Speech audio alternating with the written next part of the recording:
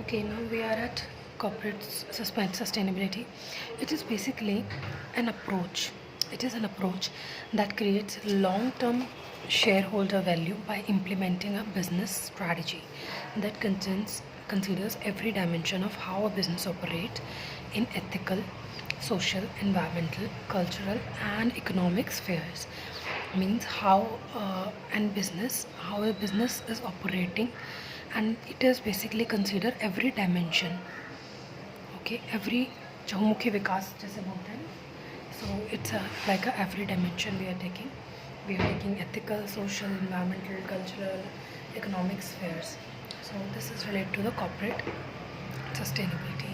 So basically, a sustainable report is an organizational report that gives information about economic, environmental, social, governance, performance.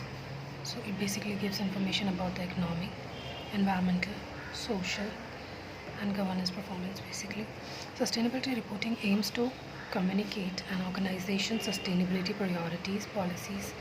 So it basically its purpose is to communicate with an organization and prioritize policies, programs, performance. Basically, 3P is it basically prioritize 3Ps to its investors. Sustainable reporting. That is another parable rewritten. So I'm again repeating this line, that a sustainable report is an organizational report that gives information about economic, environmental, social, and governance performance. And sustainability reporting basically aims to communicate an organization's sustainability priorities, that is 3Ps, policies, programs, and performance to its investor, to whom they want to give this to their investors. Now, sustainability reporting. So it's a short note. I'll do this chapter again with some different notes.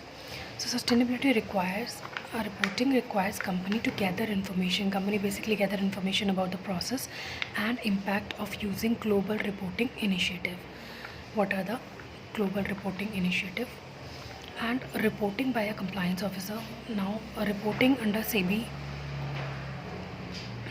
SAST, LODR, both regulations they need to consider, and insider trading also.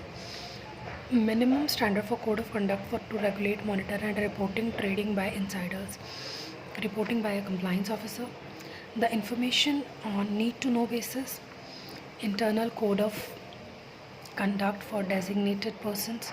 Closure of trading window, reopening of a trading window, pre-clearance of a compliance officer, restricted list, declaration of from person not having any unpublished price-sensitive information, time frame for trading days, specification of period for not executing contra trade. That is for the same day trading they are talking about. Format of application for pre-clearance, and also sanctions and disciplinary actions.